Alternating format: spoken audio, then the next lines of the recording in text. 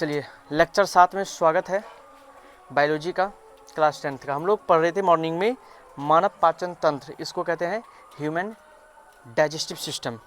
ठीक है, कि भोजन जो डाइजेस्ट होता है मतलब पचना उसको कहते हैं, कैसे पचता है हमारे शरीर में, इस क्रियाविधि को हम लोग पढ़ रहे हैं। ठीक है, वो देखो डाइजेस्टिव सिस्टम पढ़ रहा है LKG विद्यार्थी, सोचो तुम लोग 10वां में वो पढ़ रहा है यही। +2 वाले तुम लोग तब जाओ, लाइट भी नहीं है, देख लो लाइट आएगी तो कल क्लास कर लेना 5 बजे से, सुमन तो जा सकता है। चलिए आइए, मनुष्यों में पोषण, मनुष्यों में पोषण, ये हम लोगों का क्या था हेडिंग। इसके लिए पोषण के लिए तो खाना पचना तो जरूरी है ना, नहीं पचेगा तो पोषण कैसे होगा बताओ। पोषण, श्वसन, उत्सर्जन सब जरूरी है ह्यूमन के लिए। चलिए, तो न्यूट्रिशन इन ह्यूमन बींग्स, भोजन में मॉर्निंग में हम क्या क्या समझाए थे, देखो मॉर्निंग में क्या क्या बताए थे, मैं एक बार फिर से रिपीट कर देता हूँ, थोड़ा सा रिपीट कर देता हूँ। मनुष्य में भोजन जो मनुष्य ग्रहण करता है वो मुख के द्वारा, मुख से ग्रहण करता है, खाते तो मुँह से है ना, ठीक है, पहले खाते हैं यहाँ से। उसका पाचन पूर्ण विकसित आहार नली में होता है। पाचन कहाँ से शुरू हो जाता है, आहार नली से। ठीक, आहार नली से पाचक रसों का स्त्राव करने वाली ग्रंथियाँ जुड़ी रहती है। देखो, आहार नली से ग्रंथियाँ जुड़ी रहती है पाचक रसों का स्त्राव करने, मतलब पाचक रस जो भोजन को पचने के लिए जो रसों का ज़रूरत है, जो को कौन कौन सा रस मैं यहाँ बताऊँगा, यहाँ पे सारा लिखा हुआ है। ठीक है, अग्नाशय से, यकृत से, यकृत मतलब हो जाता है तुम्हारा लीवर, क्या हो जाता है, इसको इंग्लिश में लीवर कहते हैं। लीवर नाम सुना होगा, इसलिए इसको हम लाल बनाए हैं लीवर को। ठीक है, उसके बाद उससे ग्रंथियाँ जुड़ी रहती है। किडनी का भी कॉमन है इसलिए नहीं बनाए हैं। ठीक है, किडनी आगे बनाएंगे उसको। संपूर्ण आहार नली और पाचक ग्रंथियों से सम्मिलित रूप को पाचन तंत्र कहते हैं, तो बता दिए थे मॉर्निंग में। और उसके बाद हम बताए थे मनुष्यों के पाचन तंत्र में कुछ जो भाग पाचन तंत्र में होता है, जैसे खाना पचाने के लिए जिन जिन भागों का आवश्यकता होती है, जो कार्य में प्रयुक्त होते हैं, वो कौन कौन है। सबसे पहले मुख, भोजन पचने के लिए सबसे पहले मुख से भोजन का पचना शुरुआत होता है। उसके बाद दूसरा आ जाता है अमाशय, दूसरा क्या हो जाता है अमाशय, ये अमाशय है। ठीक है, अमाशय, यहाँ से भोजन का पचना शुरू हो जाता है। उसके बाद आ जाता है पक्वाशय, पक्वाशय आ जाता है। देखो पक्वाशय यहाँ लिखा हुआ होगा कहीं पे, कहाँ लिखे हैं पक्वाशय, नहीं लिखे हैं क्या पक्वाशय, अग्नाशय, यकृत, पत्ते। चलिए हम इस पर बात करेंगे अभी। पक्वाशय होता है छोटी आंत, जिसको क्षुद्रांत्र कहते हैं, बड़ी आंत बृहदांत्र कहते हैं, या इसको कोलन भी कहते हैं। और उसके बाद कुछ प्रमुख ग्रंथियां जुड़ी रहती है, ध्यान देना। ये जो हम लिखे हैं ना, ये जो पांचों देख रहे हो, ये वो चीज़ है जहाँ से होकर भोजन गुजरता है, ये वो भाग है जहाँ से होकर भोजन गुजरता है, मुख से, उसके बाद उसमें जाएगा, पांचों में जाता है। ठीक, अब नीचे अगर आ जाओ, पाचन में सहायक प्रमुख ग्रंथियां। अब ग्रंथियां जो है, ग्रंथियों का काम क्या है, ग्रंथियों का काम है पाचक रस, मतलब भोजन को पचने के लिए जिन रसों का जरूरत है वो रस जो है उसमें देना। ठीक है, जैसे कि मान लो कि हम लोग जब खाना वाना बनाते हैं तो उसको मतलब सीझने के लिए नमक वमक ये सब चीज़ डालते हैं ना, उसी तो जो भोजन को शरीर में पचने के लिए जिन रसों की ज़रूरत होती है वो रसों को देने वाला है पित्राशय, जी पित्राशय से पित्त रस होता है। फिर अग्नाशय है, देखो अग्नाशय बना हुआ है, इससे भी अग्नाशय के लिए हम यहाँ पे इंस्ट्रक्शन यहाँ दे दिया है, ये है अग्नाशय। ठीक है, और उसके बाद यहाँ पे सब बना हुआ है। ओके, थोड़ा सा हम इसको स्ट्रक्चर को सीधा कर देते हैं, ये हो गया तुम्हारा। उसके बाद ये आ जाता है इसमें, फिर ये इसमें आ जाता है। ठीक, और ये यहाँ पे, उसके बाद ये आ जाता है इसमें, उसके बाद चलिए ठीक है, यहाँ तक तो बढ़िया है। क्षुद्रांत्र और इधर ये और बृहदांत्र। चलो देखो, अब देखो ये सब सहायक अंग है, हम लिखा चुके इसके बारे में। अब मनुष्यों में भोजन का पाचन, हेडिंग क्या देना था? मनुष्यों में भोजन का पाचन, हेडिंग दो, हेडिंग दो। अब मनुष्यों में भोजन का पाचन, मनुष्यों में भोजन का पाचन, हेडिंग देना है। क्या हुआ? नहीं दिख रहा है क्वेश्चन। मनुष्यों में भोजन का पाचन, हेडिंग देना है।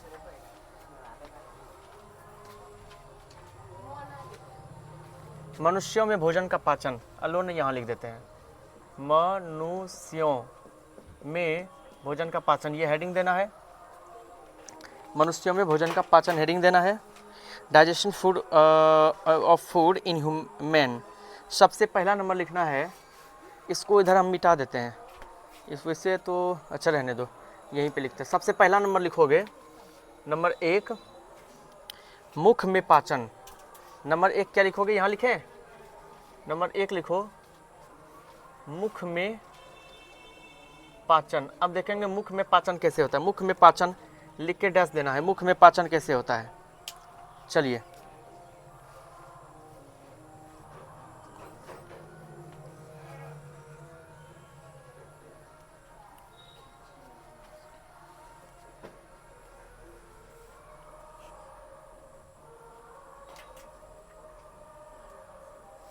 अब इसमें डैश देके लिखो, सबसे पहले मनुष्य भोजन को अपने मुख गुहा में या मुख में लिख लेना। सबसे पहले मनुष्य भोजन को अपने मुख में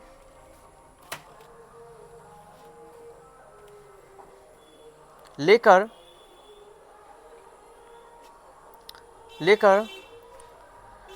अपनी दांतों की सहायता से उसे महीन टुकड़ों में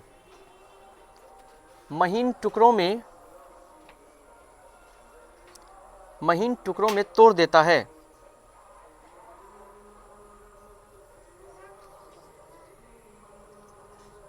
महीन टुकड़ों में तोड़ देता है।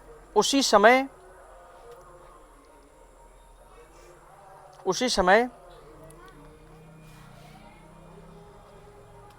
हमारे मुख के लार में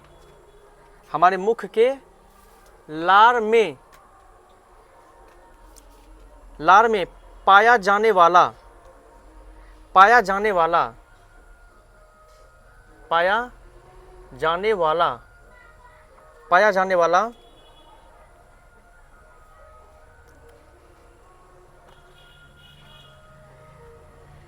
लार एंजाइम,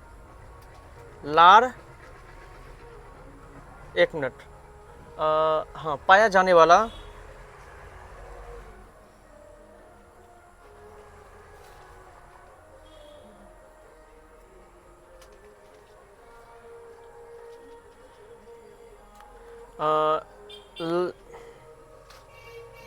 लार एंजाइम लिख लो, लार एंजाइम, पाया जाने वाला लार एंजाइम टाइलिन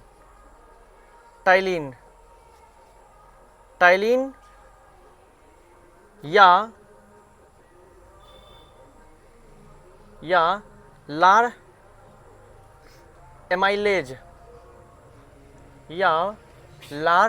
एमाइलेज टाइलिन या लार एमाइलेज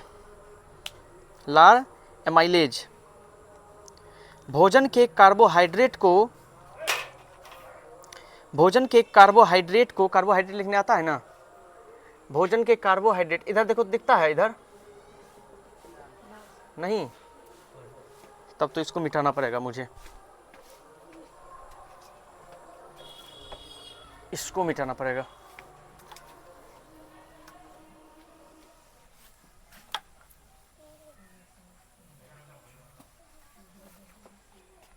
उधर दिख रहा है जहां तक लिखे हैं, हाँ, टाइलिन या एमाइलेज भोजन के कार्बोहाइड्रेट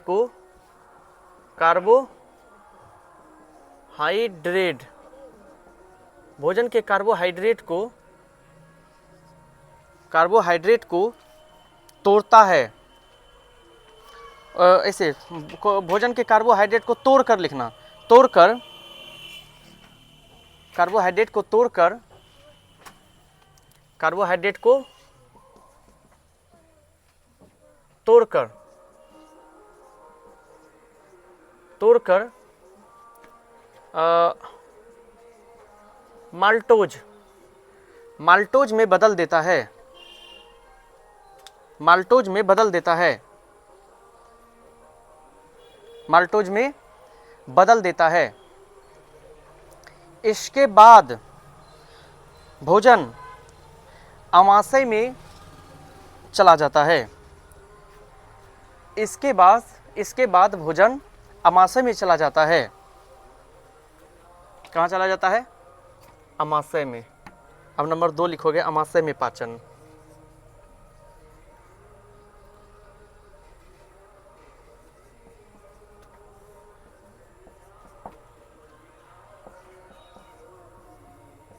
अमाशय में पाचन हेडिंग दो।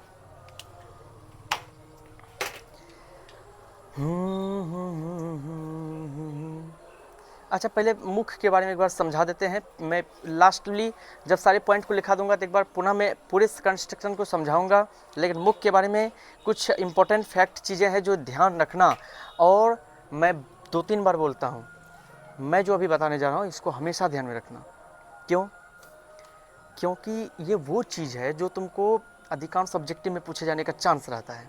एक तो ऑब्जेक्टिव में पूछा जाएगा, दूसरा यही ज़्यादा पूछा जाता है बायोलॉजी में, कि इंटरव्यू में पूछा जा सकता है, भाभा में पूछा जा सकता है, एग्जाम में पूछा जा सकता है, टेस्ट में पूछा जा सकता है। Very very important concept. वो क्या, कैसे क्वेश्चन कैसे पूछेगा? देखो, जैसे तुमको अभी हम बताए कि मुख में जो भोजन का पाचन होता है, सबसे पहले तुमने खाना खाया, खाना जैसे तुम्हारे मुंह में गया, दांत उसको क्या किया? तोड़ने लगा। तो खाना, अच्छा एक चीज़ नोटिस किए हो, जैसे तुम खाना सूखा भी कुछ खाते हो तो मुंह में जाके गीला हो जाता है, नोटिस किए हो? तो जैसे तुमने उसको खाया, तुम्हारे मुंह में पाया जाता है लार, लार ग्रंथियाँ वगैरह। अब वहाँ पे लार, वहाँ पे तुम्हारे लार में, मुख में जो लार होता है, लार, उसमें पाया जाता है एंजाइम। क्या पाया जाता है? अब ध्यान देना, मुख में जो लार एंजाइम है, वो एंजाइम का काम है क्या? भोजन को पचाना। पहला पाचन मुंह से शुरू हुआ, लेकिन सबसे जो इम्पोर्टेंट चीज़ें हैं, याद रखने वाला जो पॉइंट है वो ये है कि तुमको कहेगा कि मुख के लार में या मुख के पाचन में कौन सा एंजाइम सहायक होता है, या मुख में कौन सा एंजाइम, मुख लार में कौन सा एंजाइम होता है। इस तरह से भी तो ध्यान रखना। सबसे या ऐसे भी पूछा सकता है, भोजन के पाचन में सबसे पहला एंजाइम कौन सा सहायक होता है? तो ध्यान रखना, उस एंजाइम का नाम है टाइलिन, जो कि मुंह में पाया जाता है। किसमें पाया जाता है? ये मुंह में पाया जाता है, टाइलिन। इसको टाइलिन बोलते हैं, या फिर इसको लार एमाइलेज भी बोला जाता है। लार एमाइलेज नाम तो वैसे कुछ और भी है, इसका एक और नाम है, लेकिन तुमको भी ये 2 नाम याद रखना है। अच्छा, टाइलिन इंग्लिश में लिखा रहता है, लेकिन तुम्हारी किताब में तो हिंदी में ही रहेगा, लेकिन ज़्यादा नाम पॉपुलर है टाइलिन। क्या नाम पॉपुलर है? और कोनो नाम आ जाएगा अलग बात है, लेकिन टाइलिन जरूर रहेगा। नाम याद रखना, या तो टाइलिन उसको बोलते हैं या उसको लार एमाइलेज बोलते हैं। तो अब बताओ, हमको पूछते हैं, सबसे पहले खाना कहाँ पचना शुरू होता है? मुख में। कौन सा एंजाइम उसमें सबसे पहले जुड़ता है पचाने के लिए? कौन सा एंजाइम? टाइलिन, या उसको क्या बोलते हैं? और एमाइलेज। वहाँ देखो लिखा है लार एमाइलेज, या तो टाइलिन या लार एमाइलेज। सबसे पहले भोजन शुरू हुआ कहाँ पे? मुंह में पचना। तो कैसे पचता है? जैसे तुम, हाँ एक चीज़ और कुछ जानो, जैसे तुम्हारे मुंह में भोजन गया तो सबसे पहले उसके साथ मिलेगा कौन? आएगा दोस्ती करने के लिए? टाइलिन आएगा दोस्ती करने के लिए। चलो सब मिल के, अपन दोनों मिल के चलते हैं आगे, मिलेगा। वैसे जब तक एंजाइम तुम्हारे मुंह में है, अकेला है, भोजन के साथ मिल के ही वो आगे निकलता है, उसका भी रास्ता कंप्लीट हो जाता है। ऐसे लग रहा है कोई, मतलब कि वो क्या कहते हैं, जो गाड़ी नहीं आता है तो क्या मांगता है उसको? लिफ्ट। लिफ्ट आएगा कोई उसके साथ, वो भी निकल जाएगा, वही है वो टाइलिन।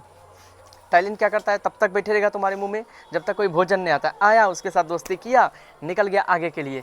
तो यहाँ से आगे निकलेगा तो आगे निकल के चला जाएगा कहाँ? आगे निकल के अमाशय में चला जाएगा। ये रहा अमाशय। अब समझना, अमाशय से पहले मुख के बारे में समझ लो, अच्छे से समझ लो, भूलना नहीं है दोबारा इसको। क्या? फिर से मैं पूछता हूँ, कौन सा एंजाइम मुंह में होता है? कौन सा एंजाइम? कौन सा? दूसरा नाम लार एमाइलेज। क्या? ये क्या करता है? भोजन के साथ जुड़ता है पचाने के लिए। हाँ, अब तुम्हारे मुंह में जो भोजन है तो ये जुड़ा, टाइलिन जुड़ा, लेकिन टाइलिन भोजन में जाकर क्या करेगा, ये पहले सोचे हो? भोजन जो तुम खाते हो, भोजन में होता है कार्बोहाइड्रेट, प्रोटीन, वसा, ये सब कुछ होता है, लेकिन उस भोजन में जो कार्बोहाइड्रेट है उसी के साथ ये छेड़खानी कर सकता है और किसी के साथ नहीं। कौन? टाइलिन। टाइलिन एंजाइम जो है जैसे तुम्हारे मुंह में जाएगा वो बस एक को काम करेगा, तुम्हारे भोजन में जो कार्बोहाइड्रेट वाला कण है बाकी को कुछ नहीं इस कर पाएगा, बाकी जितना चीज़ है उसको ये कुछ नहीं कर पाएगा। पहला पाचन शुरू हो जाता है मुँह में, यह बात हम जानते हैं। अब पचाने के लिए जो सहायक चीज़ है, जैसे कि मान के चलो मजदूर है, मजदूर का काम है क्या चीज़ करना, मजदूर का काम है तोड़ना फाड़ना बनाना, लेकिन बनाने के लिए हथियार लगता है ना, लगता है, तो हथियार ही एंजाइम है। ईटा को तोड़ना है तो मिट्टी को खोदना है तो वो कुदाल लेगा और मिट्टी कोड़ना स्टार्ट कर देगा। ईटा को तोड़ना है हथौड़ी लेगा, लकड़ी को काटना है तो आरी लेगा। तो अब बताओ हथौड़ी से आरी लकड़ी को काटा जा सकता है? बस वही बात है। अब तुम समझ लो कि सबसे पहले लकड़ी को काटना जरूरी है, समझ लो ये आरी है, आरी सबसे पहले लकड़ी को काटेगा। बात समझ रहे हो कि नहीं समझ रहे हो? बस वही काम है। टाइलिन या इसको लार एमाइलेज जो बोलते हैं, इसका काम इतना सा है कि तुम्हारे मुंह में भोजन के साथ मिलके उस भोजन में जो कार्बोहाइड्रेट है, क्या है? कार्बोहाइड्रेट एनर्जी का सोर्स है, बताए थे ना, शरीर में एनर्जी के लिए कार्बोहाइड्रेट जरूरी है, ग्लूकोज जरूरी है। तो वो जो है टाइलिन, वो भोजन में किसके साथ किसको तोड़ता है? कार्बोहाइड्रेट को तोड़ता है।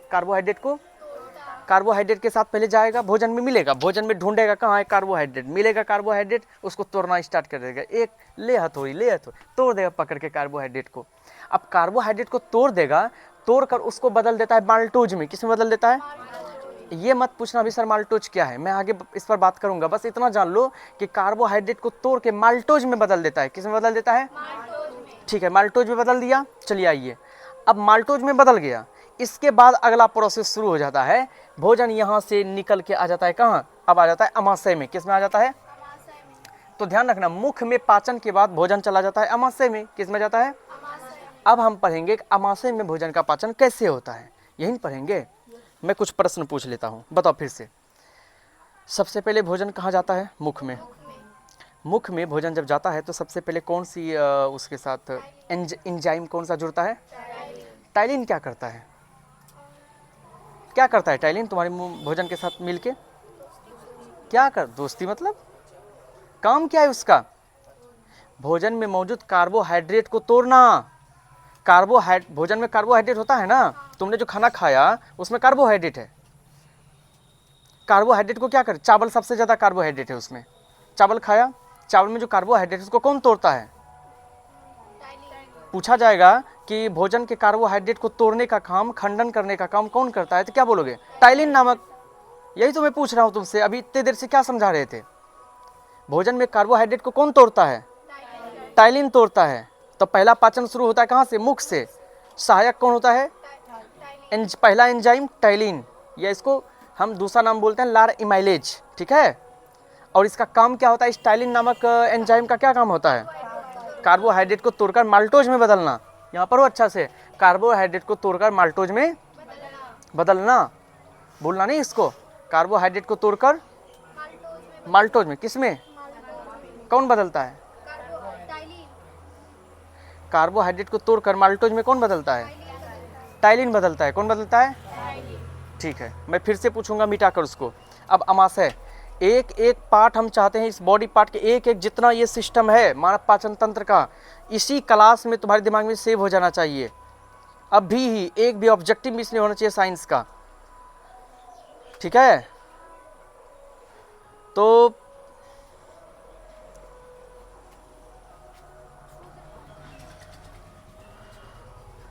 धैर्य रखो, ऐसा भी हो रहेगा कि चारों तरफ अपना ही शोर आएगा, चारों तरफ अपना ही शोर आएगा। ये किसने कहा है जानते हो? किसने कहा है ये स्टेटमेंट? ये एक शायरी है, इधर ही शायरी सुने थे हम, ये PW में शायरी सुने थे हम, PW के जो ऑनर है वही बोले थे। चलिए आइए, अमाशय में पाचन। अमाशय में चलिए डैश दे के लिखो।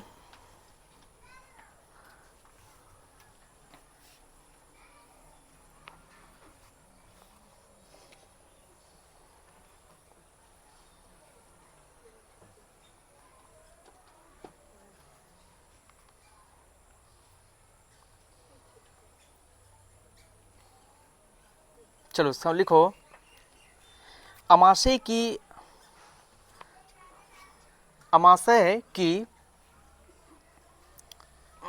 एक मिनट रुको, काटो। लिखो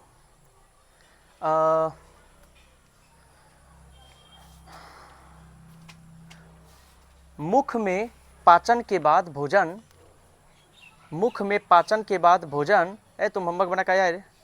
निकालो कॉपी जल्दी, लाओ यहाँ कॉपी। आज हम थोड़ा सा बिजी हैं, लाओ कॉपी यहाँ। मुख में क्या लिखा? मुख में पाचन के बाद भोजन, भोजन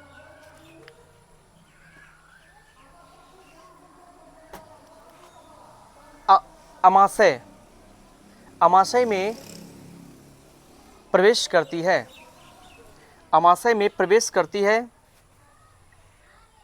किस में प्रवेश करती है? अमाशय में, अमाशय में प्रवेश करती है।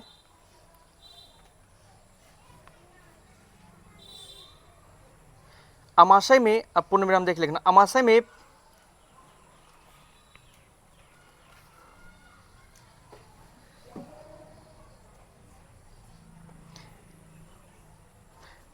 पाई जाने वाली जठर ग्रंथियां, जठर ग्रंथियां, जठर ग्रंथियां, क्या बन रहा है? तुमसे बना वो दोनों क्वेश्चन बना, आगे कौन सा बना रहे हो? एक मिनट। जठर ग्रंथियां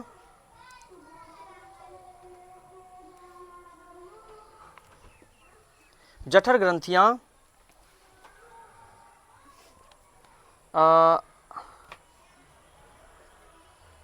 जठर रसों को, जठर रसों को, जठर रसों को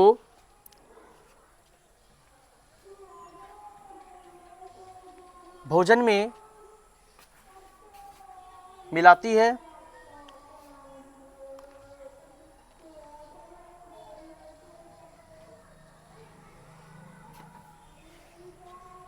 अब पुण्य विराम देके लिख रहा। जठर रसों में, जठर रसों में पेप्सिन और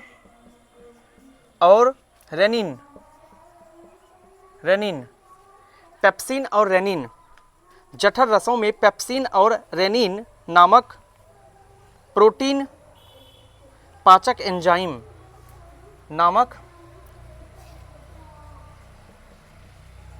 प्रोटीन पाचक, प्रोटीन पाचक एंजाइम, एंजाइम होता है या होते हैं, प्रोटीन पाचक एंजाइम होते हैं। पेप्सिन और रेनिन नामक प्रोटीन पाचक एंजाइम, प्रोटीन पाचक एंजाइम होते हैं।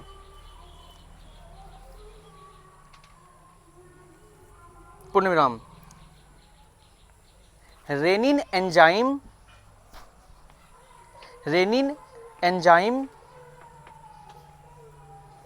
रेनिन एंजाइम दूध की प्रोटीन को पचाता है, प्रोटीन एंजाइम दूध की रेनिन एंजाइम दूध की प्रोटीन को पचाता है और यह केवल बच्चों में पाया जाता है, और यह केवल बच्चों में पाया जाता है, और यह केवल बच्चों में पाया जाता है। केवल किस में पाया जाता है?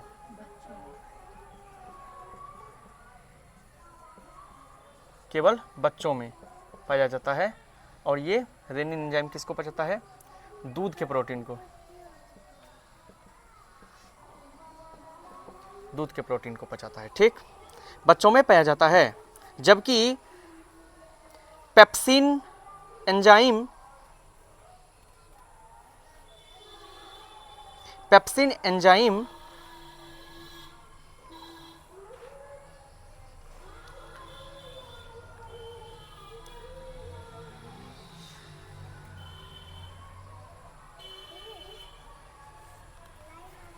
बदल देता है, लिखा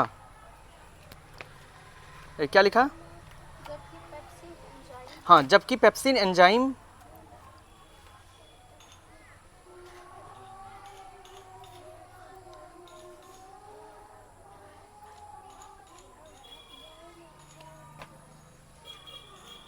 प्रोटीन को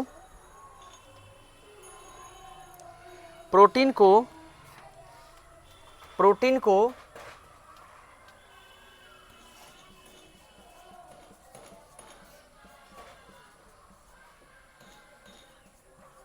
प्रोटीन को प्रोटीन को पेप्टोन पेप्टोन में बदल देता है। प्रोटीन को पेप्टोन में बदल देता है। ये दो चीज़ों पर हम फिर बात करेंगे कभी, एक तो माल्टोज और एक पेप्टोन, ठीक है। ये बेसिक चीज़ें हैं, इस पर हम बात करेंगे, अभी बस इतना समझ लो। पेप्सिन एंजाइम प्रोटीन को पेप्टोन में बदल देता है। पूर्णविराम। आमाशय में भोजन का पाचन अम्लीय माध्यम से होता है। अम्लीय माध्यम से होता है। किस माध्यम से होता है? अम्लीय माध्यम से होता है।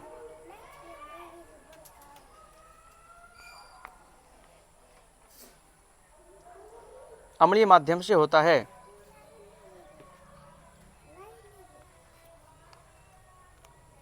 इसके पाचन के लिए आमाशय की आंतरिक भित्ति में इसके पाचन के लिए आमाशय की आंतरिक भित्ति में आमाशय की आंतरिक भित्ति में आमाशय की आंतरिक भित्ति में हाइड्रोक्लोरिक अम्ल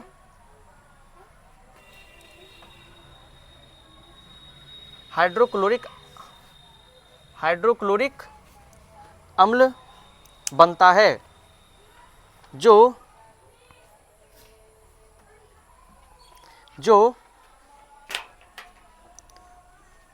भोजन में मौजूद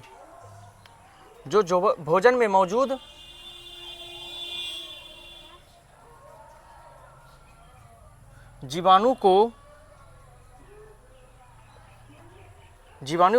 को नष्ट कर देता है।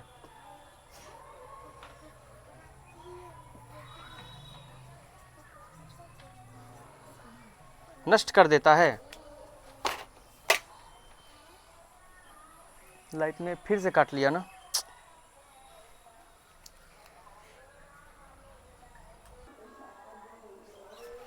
इसको आज कंप्लीट करना है। अब अभी जो मैंने लिखाया, जरा इसको फिर गहराई से समझो। मैं सबसे पहले कुछ पूछना चाहूँगा, बताओ हमको, सबसे पहले भोजन कहाँ पचना शुरू होता है? मुख में कौन सा एंजाइम पाया जाता है? टाइलिन या लार एमाइलेज। देखो यहाँ लार एमाइलेज जिसको बोलते हैं, नाम एक अलग अलग है, चीज़ एक ही है। अच्छा बताओ, टाइलिन एंजाइम जो है ये भोजन में किसको तोड़ता है? कार्बोहाइड्रेट। भोजन में जो हम लोगों का खाना जो खाते हैं उसमें कार्बोहाइड्रेट होता है, उसको तोड़ता है। तोड़कर किस में बदल देता है? माल्टोज में बदल देता है। तोड़ के माल्टोज में बदल देता है। फिर खाना वहाँ से टूट टाट के कहाँ चला जाता है?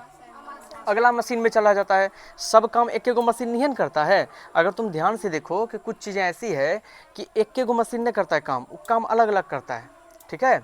जैसे कि तुम नॉर्मली अपने घर में ले लो कि जब कुछ बनाते हो तो क्या करते हो उसमें? सबसे पहले जैसे सब्जी बनाना है, पहले आप आलू को उबालते हो, तो आप आलू उबालने के लिए कुकर में डालते हैं, तो कुकर का काम है आलू को उबालना, बनाना सब्जी उसका काम नहीं है। फिर उस आलू को तुम क्या करते हो? चाकू से तोड़ते काटते हो। उसके बाद तब कढ़ाई चढ़ाते हो, प्याज वगैरह डालते हो उसमें, फिर से दूसरा एंजाइम डाला ना उसमें, फिर भूंजते हो उसको। तो मतलब सबका काम अलग अलग है। बात समझ रहे हो कि नहीं? अगर कोई कंपनी काम करने गए हो तो वहाँ पता चलेगा कि धागा बनाने वाला का काम अलग है, धागा से कपड़ा बनाने वाला का काम अलग है, सीने वाले का काम अलग होता है। इस तरह से चीज़ें होती है, ठीक। चलिए आइए, तो तो यहाँ पे देखो माल्टोज में बदल दिया। अब उसके बाद आगे का प्रोसेस खाना कहाँ चला जाता है, अमाशय में। अब अमाशय में कैसे पाचन होगा, सुनो फिगर बना रही हो, फिगर जो है बताता हूँ, फिगर क्वेश्चन बैंक से बना लेना, यहाँ से गलत उलट बन जाएगा। यहाँ फिगर में बनाया तो हूँ लेकिन उससे बनाना क्वेश्चन बैंक से, या फिर मैं मोबाइल पे PDF सबको भेज दूंगा, कलर वाला बना लेना अपना अच्छे से कलर से। ये मैं समझाने के लिए बोर्ड पे बनाया हूँ। देखो यहाँ अमाशय में जो भोजन पचता है कैसे, अमाशय के, ध्यान देना, अमाशय के जो अमाशय है, हमारे अमाशय के अंदरूनी इंटरनल पार्ट में पाया जाता है क्या चीज़, तो अच्छा हाँ, भोजन जैसे अमाशय में जाएगा उसके साथ कनेक्ट होता है क्या चीज़, जठर ग्रंथियाँ। क्या कनेक्ट होती है, देखो ये अमाशय है, अमाशय है ना।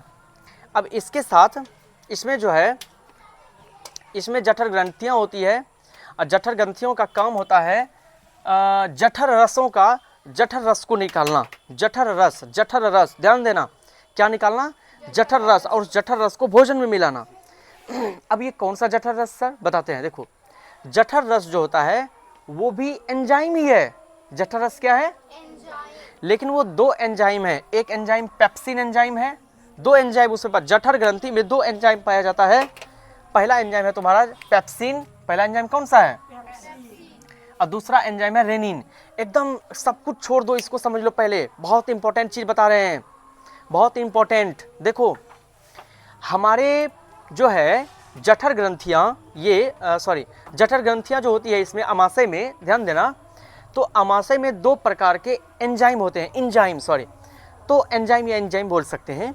तो पहला एंजाइम होता है पेप्सिन, दूसरा एंजाइम होता है रेनिन। कौन सा एंजाइम, पेप्सिन एंजाइम, कौन सा, ये दो तरह के एंजाइम हमारे अमाशय में होते हैं।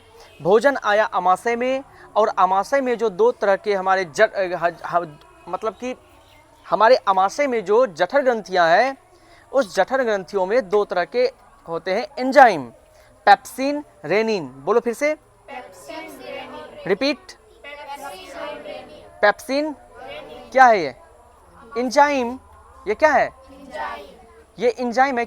कौन सी ग्रंथि में होती है, किस में होती है, जठर ग्रंथि कहाँ है, हमारे अमाशय में, ठीक है। अब रही बात, हमको ये समझना है, जैसे कि हमारा टाइलिन नामक जो एंजाइम था उसका काम था कार्बोहाइड्रेट को तोड़ना, तो तुम्हारे भोजन में सिर्फ कार्बोहाइड्रेट ही है, प्रोटीन नहीं है क्या, प्रोटीन भी है। तो अब बात है कि आगे ये दोनों जो हमारा पेप्सिन और रेनिन है एंजाइम, ये क्या करता है, सुनो। पेप्सिन, सबसे पहले समझो इसके बारे में, पेप्सिन के बारे में, प्रोटीन पाचक एंजाइम। ध्यान देना, ये जो तुम्हारा ये पेप्सिन है, पेप्सिन प्रोटीन को पचाने का काम करता है। कैसे, देखो सबसे पहले मैं समझाता हूँ पेप्सिन के बारे में, रेनिन के बारे में लिखाए थे।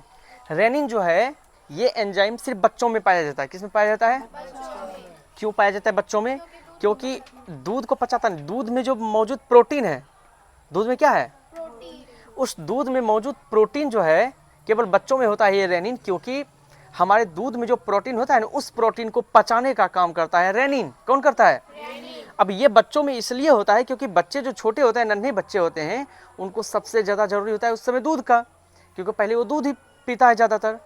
तो उसके बाद जब बड़े हो जाते हैं तो फिर दूसरा एंजाइम उसमें काम करता है, पेप्सिन एंजाइम। पेप्सिन एंजाइम भी प्रोटीन को ही पचाता है, लेकिन वो पचाने का एक प्रक्रिया है, वो मैं लिखाया नहीं हूँ, दो वर्ड बता देता हूँ। हमारे शरीर में जो अघुलनशील प्रोटीन होता है, अघुलनशील प्रोटीन मतलब वो प्रोटीन जो घुल नहीं पाया है, तो पेप्सिन एंजाइम क्या करेगा, सबसे पहले उस प्रोटीन को घुलाएगा, तोड़ ताड़ के क्या करेगा, मतलब अघुलनशील प्रोटीन को घुलनशील बनाता है। कौन, पेप्सिन। हम लोगों में क्या करता है, अघुलनशील प्रोटीन को क्या करता है, घुलनशील बनाता है, घुलनशील बना देता है, ठीक है। बनाकर पेप्सिन क्या करता है, उस प्रोटीन को, अघुलनशील प्रोटीन को घुलनशील बनाकर, ठीक है, पेप्टोन में बदल देता है। किस में बदल देता है, जैसे कि कार्बोहाइड्रेट को तोड़कर, ये जो टाइलिन था कार्बोहाइड्रेट को तोड़कर माल्टोज बना देता था, लेकिन यहाँ पर जो पेप्सिन है ये हमारे प्रोटीन को तोड़कर पेप्टोन में बदल देता है। किस में बदलता है, पेप्टोन में बदल देता है। बच्चों वाला काम तो वहीं तक था कि रेनिन जो है दूध में मौजूद प्रोटीन को पचाता था, ठीक, लेकिन यहाँ पर पेप्सिन हमारे प्रोटीन को, हमारे जो पेट में भोजन में प्रोटीन है उसको क्या करता है, अघुलनशील जो रहता है उसको घुलनशील बनाकर पेप्टोन में बदल देता है। अब सबसे बड़ी बात है कि यहाँ पे क्वेश्चन आ जाएगा ऑब्जेक्टिव में कि हमारे भोजन में मौजूद प्रोटीन को पेप्टोन में कौन सा एंजाइम पेप्टोन में बदल देता है। तो एंजाइम का नाम लोगे पेप्सिन। कौन सा एंजाइम? क्वेश्चन ऐसे पूछेगा कि नहीं, कौन सा एंजाइम भोजन में मौजूद प्रोटीन को पेप्टोन में बदलता है? पेप्सिन। अब ऐसे भी आ सकता है पेप्सिन प्रोटीन को किस में बदलता है? पेप्टोन में। पेप्सिन नामक जो एंजाइम है ये भोजन में मौजूद प्रोटीन को किस में बदलता है? पेप्टोन में। ये इसे भी आ सकता है ऑब्जेक्टिव। ऑब्जेक्टिव कैसे भी घुमा के पूछा जा सकता है, तुमको दिमाग में रखना पड़ेगा। अभी फिर से बताओ, पेप्सिन प्रोटीन को किस में बदलता है? किस में बदलता है? पेप्टोन में बदलता है। पेप्टोन में। कौन सा प्रोटीन? अघुलनशील। लिखा ही नहीं है लेकिन ध्यान में रखना, अघुलनशील प्रोटीन को घुलनशील बनाता है कौन? पेप्टोन। अघुलनशील प्रोटीन को घुलनशील बनाता है कौन? पेप्सिन। पेप्सिन नामक एंजाइम कौन बनाता है? ठीक है, पेप्सिन नामक एंजाइम। ध्यान रखना इस बात को। पेप्सिन नामक एंजाइम प्रोटीन को पेप्टोन में बदल देता है। कंफर्म ही हो गया ये। चलिए इसको बाद में स्टार पॉइंट दे के तुम लोग चाहो तो लिख भी सकते हो। अब अमाशय की आंतरिक, हाँ एक बात सबसे बड़ा पॉइंट ध्यान देना, यहाँ पे सबसे जो खतरनाक चीज़ है वो अभी तक हम नहीं बताए हैं कि हमारे जो अमाशय है, हमारे जो अमाशय है, अमाशय उसमें हाइड्रोक्लोरिक एसिड पाया जाता है। क्या पाया जाता है?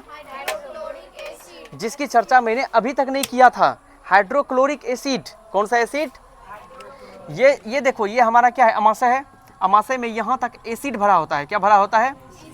ध्यान देना कि जैसे कि बहुत से थ्योरी में कहा जाता है, ध्यान से सुनना, कि हमारे अमाशय में जो है जैसे नहीं कहा जाता है कि भोजन खाने के 45 मिनट या 1 घंटे पहले और भोजन खाने के 1 घंटे बाद तक जो है पानी नहीं पीना चाहिए। जैसे तुम खाना खाने जा रहे हो तो खाना खाने जा रहे हो तो उसके 1 घंटे तक तुम पहले पानी मत पियो, 1 घंटे पहले तक, और ना ही 1 घंटे के बाद पानी पियो। अगर अटक रहा है तो थोड़ा सा पानी पी सकते हो लेकिन ज़्यादा नहीं। क्यों नहीं पीना चाहिए? क्योंकि भोजन जैसे तुम खाओगे मुख के बाद डायरेक्ट भोजन कहाँ जाता है? अमाशय में। कहाँ जाता है? और अमाशय में मौजूद है HCl नाम का एसिड। क्या मौजूद है? एसिड। थोड़ा मोड़ा एसिड नहीं, 1-1.5 kg एसिड होता है। अब कहोगे सर जब एसिड हमारे पेट में है तो एसिड पेट को जलाता क्यों नहीं है? एसिड का काम तो जलाना है। नहीं जलाएगा, क्योंकि यहाँ पे हमारे अमाशय के अंदर एक ऐसी सुरक्षा कवच लगी होती है जो उस एसिड के प्रोटेक्शन को रोकता है, मतलब एसिड के प्रभाव को वहीं पे रोकता है, जो कि पेट को सुरक्षा कवच प्रदान करती है। मैं उसके बारे में आगे फिर चर्चा करूँगा, लेकिन अभी समझो कि एसिड का क्या काम है। HCl हाइड्रोक्लोरिक एसिड क्या करता है कि तुम्हारा जो यहाँ से जो खाना अंदर आया ये एसिड में आया, एसिड में आने के साथ जैसे एसिड में घुस जाएगा, अमाशय में जाएगा, एसिड में भोजन गया, इसी एसिड में आने के बाद इसमें तुम्हारा पेप्सिन नाम का एंजाइम जुड़ जाता है। एसिड में तुम्हारा खाना आया मतलब अमाशय में मौजूद क्या है? हाइड्रोक्लोरिक अम्ल। क्या मौजूद है? मतलब HCl अम्ल। और HCl अम्ल में जैसे खाना हमारा आता है डाइजेस्ट शुरू हो जाता है। दिख रहा है क्या? थोड़ा सा एक बार टिप कर दो बीच में।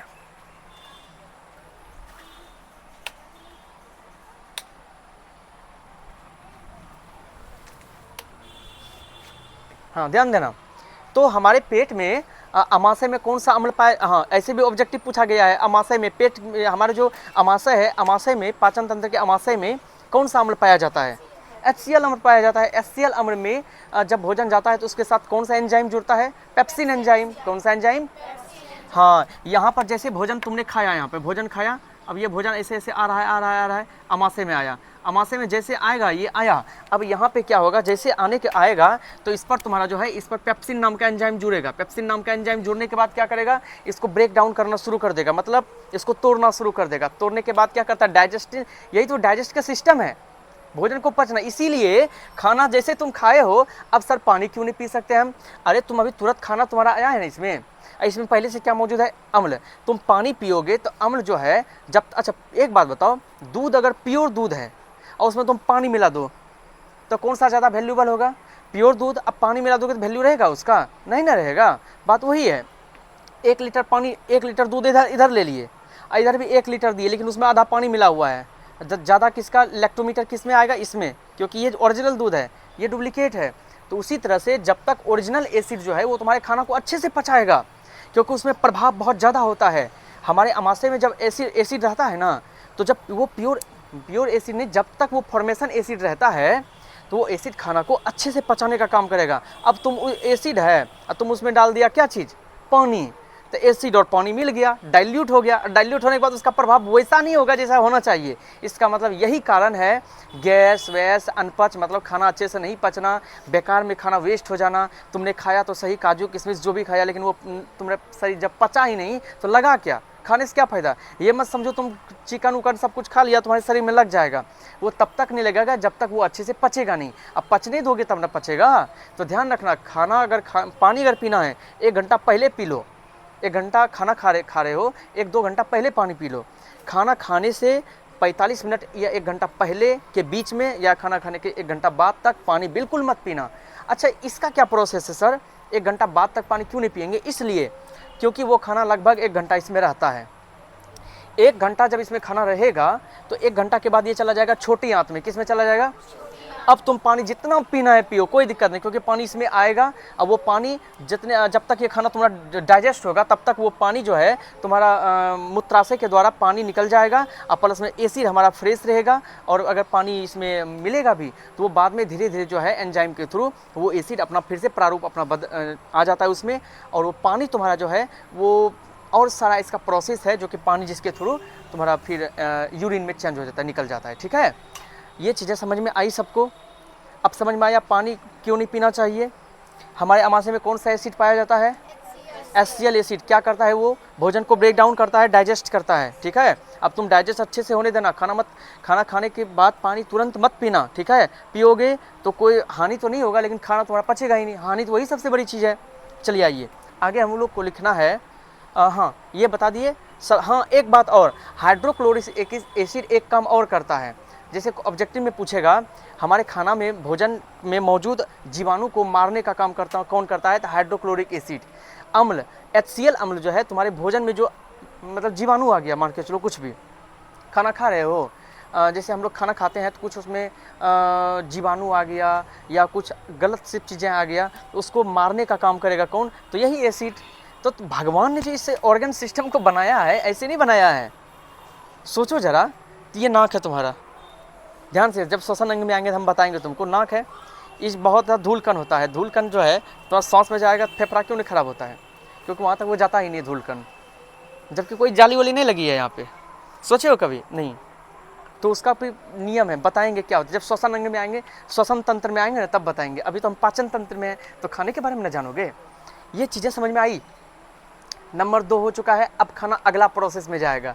1 घंटा बीत चुका है, खाना चला जाएगा अब, यानी कि अमाशय से छोटी आंत में चला जाएगा। ये सबसे बड़ा, अगर मान के चलो कि तुम्हारा ये होता है छोटी आंत होता है सबसे बड़ा। यहाँ पे हम लिखे नहीं होंगे, अभी कुछ और नाम इसमें हम लिखेंगे बाद में। ठीक है, अगर नहीं भी हो पाता है तो कोई दिक्कत नहीं। ये पहला 4 गो हमारा यंत्र के बारे में पढ़ेंगे, जिसमें पहला है हमारा पाचन तंत्र। इसके बाद और भी 3 यंत्र के बारे में पढ़ना है। एक यंत्र एग्जाम के, इस चारों में से एक यंत्र तुमको पूछ देगा एग्जाम में, पक्का है पूछेगा, 100% गारंटी है, इसलिए उसकी तैयारी अच्छे से करना।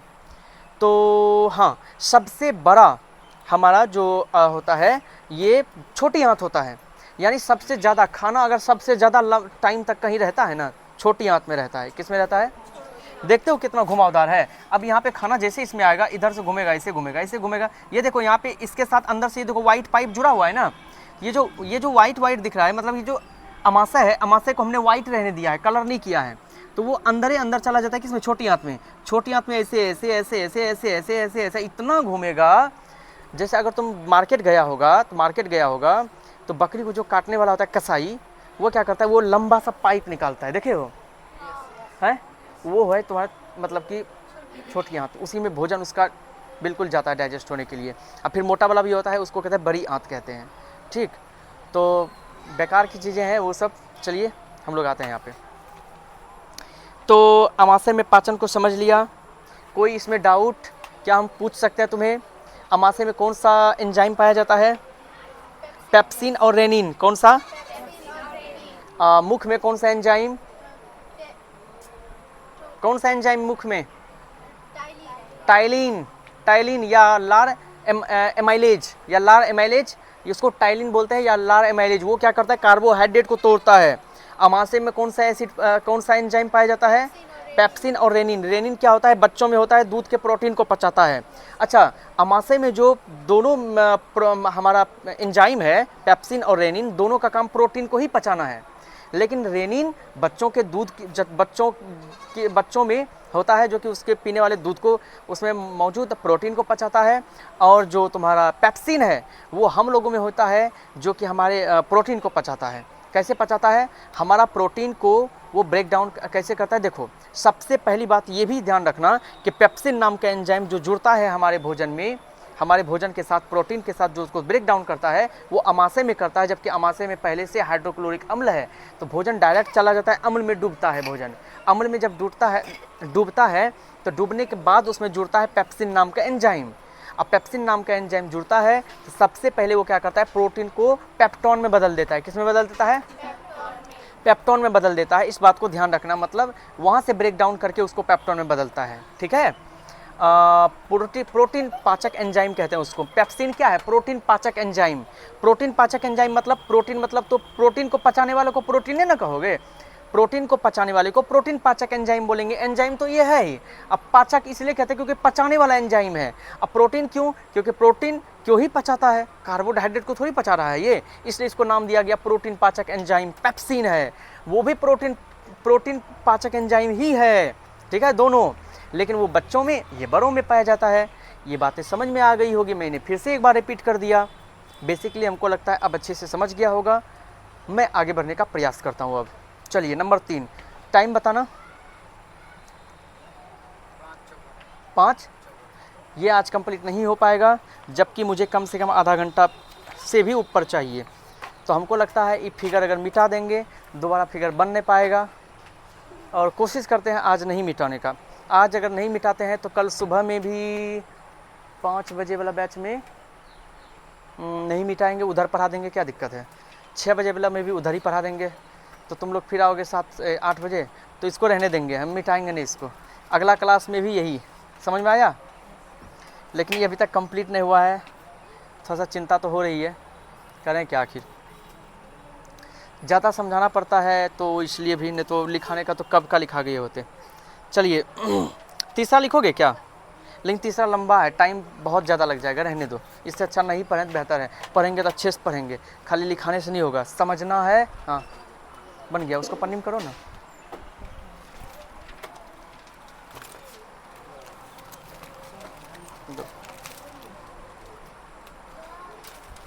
जाओ, तो रहने दें इसको, आप रहने दें। हैं? चलो रहने देते हैं। कितना 48 मिनट का बना है।